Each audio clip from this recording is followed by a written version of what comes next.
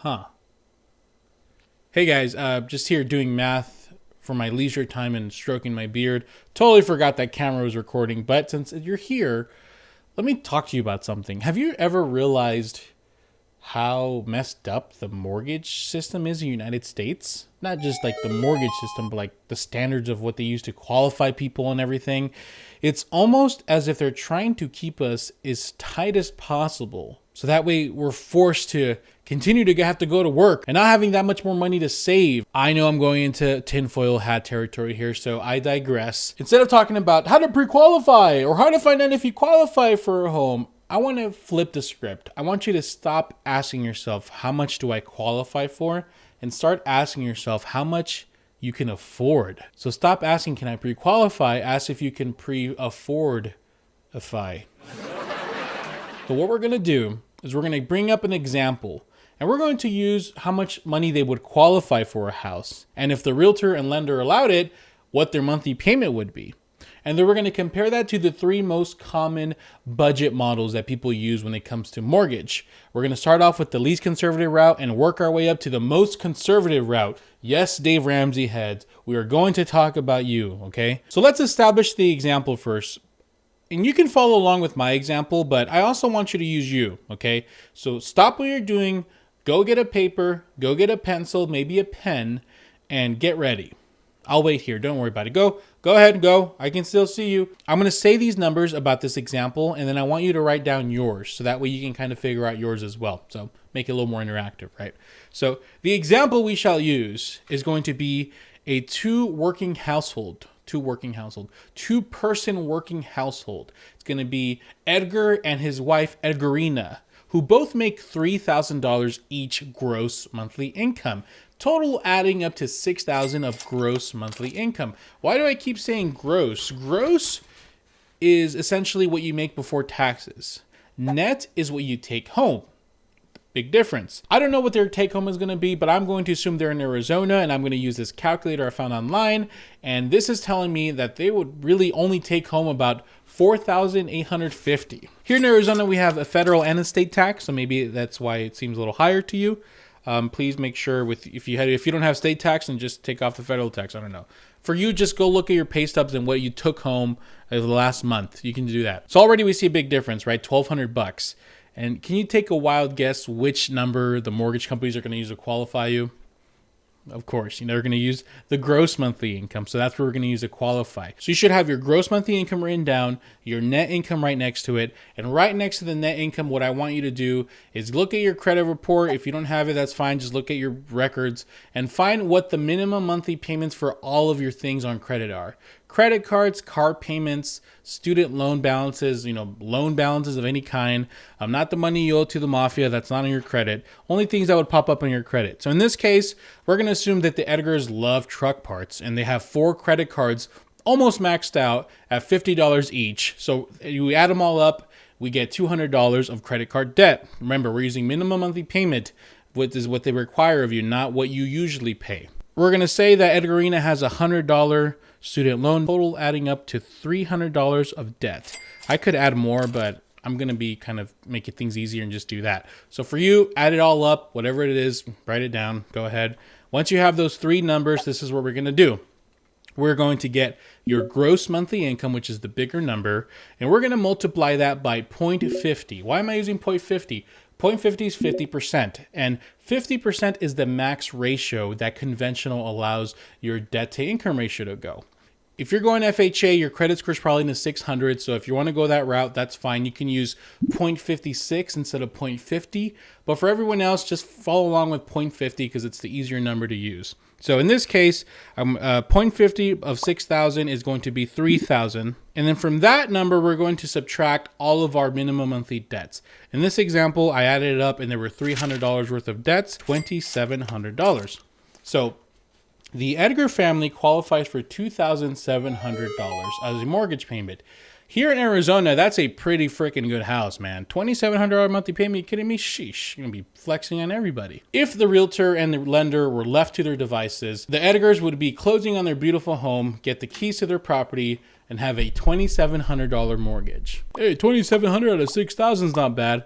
But remember, dear subscriber, they're not taking home 6,000. They're only taking home 4,800. So if you think about it, the bank is totally fine taking 56% of their income. So 56% of their net income, what they take home, goes to the mortgage for their house.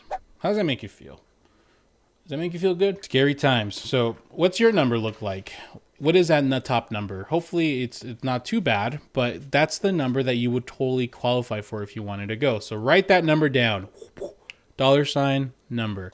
That's what you would qualify. Your max qualification would be.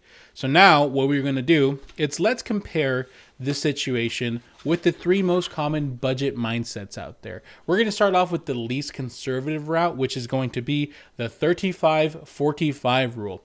What is the 35-45 rule? The 35-45% model states that for your mortgage, it cannot be more than 35% of your gross income or 45% of your net income. So let's find these numbers for you. Make sure to use your number. I'll use the Edgar family's number.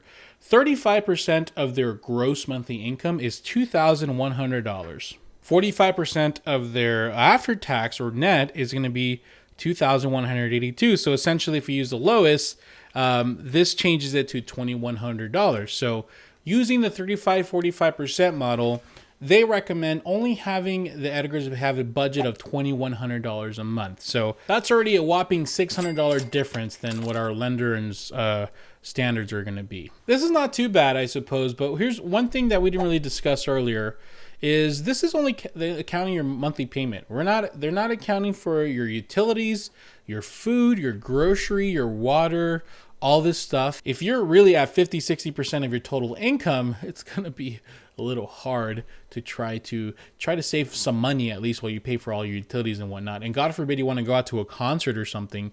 This is obviously after COVID's done. You're not going to be placed in a good position. Or what if there's an emergency? You're not going to be placed in a good position. So this at least gives you a little more money, but there are more conservative ways of thinking about it. The next one is going to be the 28% rule. Essentially what this rule states is your mortgage payment should not be more than 28% of your gross monthly income. Pretty easy to find out. So get your gross monthly income, multiply by 0.28. That's the total monthly payment that you could budget for. For the Edgars, it goes down to $1,680, almost $1,000 less. And I would say for the Edgars, that's a pretty good position to be in. You get that number and divide it by our net income, at least in my situation, it's still 35% of your net income. So, I mean, that leaves you what? Your take home, you take 35, so you're still having 65% left over. A lot better position to be in, right? 65% is pretty solid. I mean, it's not amazing, sure, but if someone who is pretty conservative with their things, they don't go out and eat steak dinner every night, you're gonna live okay. I think you're gonna be in a good spot where you can save some money, have a decent life. And sure, it's not gonna make you save a ton of money unless you have really strict spending habits, but you have the potential to save up over a long period of time with this deal. And now, let us all rise for our Papa Dave, for this is the model that he recommends on his website. Well, I'm sure he probably wants you to buy cash, but if you had to go through a mortgage, get your net income, which is net is what you take home. So in this case for the Edgars, it was $4,850. Multiply that by 0.25. What is that number? That's the monthly payment that you should be budgeting around according to this very strict number. For here, it's $1,212, or let's just say $1,200 to make things nice and even. That's $1,500 less than what you could max qualify for. 25%. Yeah, it's pretty aggressive. You might be a little shocked right now, but the thing is it leaves you with 75% of your money to play around with. Let's say your utilities and your spending habits, maybe spend 10 or 20, 30%. This will give you the ability to save up 50% of your take-home pay. And this is definitely the golden standard because you're going to be in a very good spot where you can tackle debt, you can have money saved, you can do what you need to do with the extra money. And if you make okay money, then they'll be happy. But unfortunately, this might not leave you qualifying for a lot. $1,200 will probably get you maybe low 250s in Arizona. I don't know. I have to run the numbers depending on the city, but it's going to be like a starter home area, right? And the $2,700 number, it's like a really wealthy area. So it's a complete 180 here. But the thing is, there's an easy choice and there's a hard choice. And you're going to have to ask yourself as adults, what are you going to do? Are you going to care more about the image of success? Or are you going to do the hard thing, which is get a really small house, keep your budget nice and tight. That way you have the ability to save more money, potentially build for your future or do something else. What do I think you should do? Well, first and foremost, I want you to understand that the point of this video is maybe to change your perspective a bit. Maybe now, if you are qualified for a house or you're going to qualify for a home soon, you can think about things a little differently. You shouldn't go and be rude to your lender and be like, how dare you, and then slap them. They're just going to do their job and tell you what you max pre-qualify for. There are very, very few lenders out there that are honest and will tell you, hey, I know you qualify up to this amount, but maybe consider going a little under, right? Or, what is the monthly payment that you want? And we'll base that around that. So like I was saying earlier, what do I think? Well, to be quite honest with you, I think this is not fixed. This is something living and breathing that adjusts with the seasons of life. If you're having a good few months and, not a lot of things are popping up, then yeah, stick to that net income 25% thing. If you're in a situation where maybe a family or friend is in trouble, or maybe you got yourself into an accident, you have a medical emergency or something, well, maybe that month you do the 35-45 model. The only thing I really recommend though is when you have those good months and you have 25% net income to mortgage, you do the granddaddy, make sure to use that money to save it. Don't just say, hey, I got an extra $2,000. I'm going to go freaking, what do people buy nowadays? I don't know. Go get a PS5 or whatever, right? Use the extra money to save it, because when you have those rough months and you're going to have to go do the less conservative route for that month, you have that to carry you over, so that way you don't have to feel the full pain of it. Now, my outros are getting pretty popular nowadays. I mean, the last outro I did pretty much shocked the world, and I totally get that. I know I have the most beautiful singing voice of all time. So here's what I'm going to do today. I'm going to give you a genuine outro, something so amazing. It evolves around a story that happened to one of my clients, and unfortunately they lost a lot of money.